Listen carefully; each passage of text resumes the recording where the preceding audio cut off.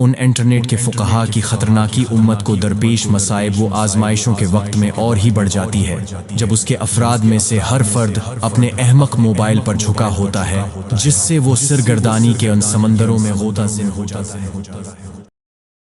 آج لوگ حصول علم کے ذرائع کی کثرت سے آزمائے گئے ہیں، مگر ایسا فضیلت یافتہ صدیوں میں نہ تھا جو ایک اکلوتے صاف و پاکیزہ منبع سے سیراب ہوتی تھیں، یعنی کتاب و سنت۔ پس انہوں نے اپنے رب کے راستے کی پیروی کی اور متفرق رستوں کی پیروی نہ کی، چنانچہ ان کا عقیدہ صحیح، پرچم ستھرا اور صفیں ہموار رہیں، اسی لیے وہ معزز رہے اور قیادت کرتے رہے۔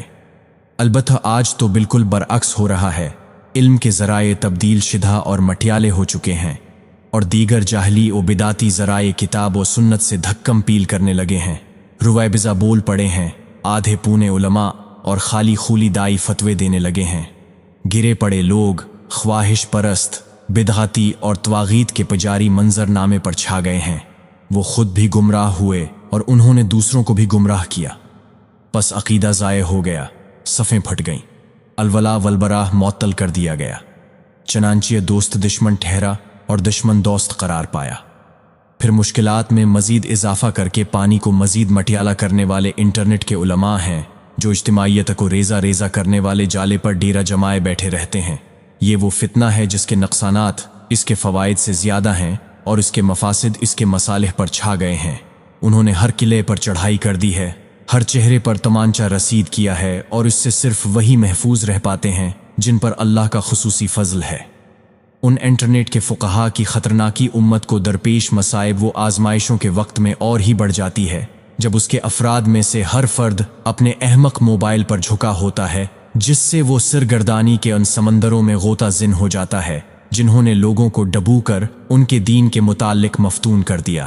پس ہر شخص اس جال کے طوفان میں کسی رہنما و سواری کے بغیر اتر پڑتا ہے، پس اگر وہ لوٹے بھی بے جان لاش کی صورت لوٹتا ہے، یا پھر آخری سانسیں لیتا ہوا، یا کم از کم اس آدمی کی طرح ہو جاتا ہے جو ناقابل تدارک مصیبت میں گرفتار ہو۔ چنانچہ انٹرنیٹ کے فقہا اپنی پھیلائی حوصلہ شکنی و ارجاء، حق کو توڑنے مروڑنے اور باطل کے لیے رفوگری کے باعث مسلمانوں کے عقائد پر ایک یقینی خطرہ بن گئے ہیں۔ ان کے فتاوی الولا والبراء کو قتل کرتے ہیں اور مسلمان و مرتد کو برابر کر ڈالتے ہیں۔ وہ سنت و بدعت کے درمیان موجود آسمان و زمین کے سے فرق کو مٹا دیتے ہیں۔ ایسے فتوے جنہیں وہ نرے گروہ بندی والے عقلی پیمانوں کے پیچھے چھپاتے ہیں، کیونکہ ان کی دلیل تو کوئی ہوتی نہیں ہے، اور اگر ہو بھی تو بالکل بیجا ہوتی ہے۔ پھر اگر اتفاقیہ طور پر جگہ پر صحیح نقطہ پکڑ بھی لیں تو اسے اسلاف کے فہم کے مخالف احمقانہ فہم سے لاتے ہیں۔ اسلاف نے اس متعلق بہت سختی کی ہے اور دین کو اس کے حقیقی مصادر کے سوا کہیں سے بھی حاصل کرنے سے سخت ڈرایا ہے۔ پس امام مسلم رحمہ اللہ نے صحیح مسلم کے مقدمے میں ابن سیرین رحمہ اللہ کا قول نقل کیا ہے، بلا شبہ یہ علم دین ہے، تو دیکھ لو کہ کس سے اپنا دین حاصل کر رہے ہو۔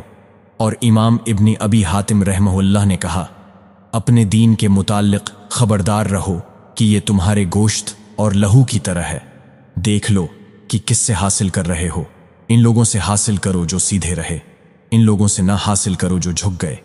اور یقیناً ہمارا زمانہ ان کے زمانے سے بڑھ کر اس نصیحت کا حقدار ہے، کیونکہ ہمارے وقت میں تو منہجی افراتفری مچی ہے، لوگ فتنوں کے دہانوں پر کھڑے ہیں اور گمراہی کے دائیوں اور خواہش پرست پیروں کا دور دورہ ہے۔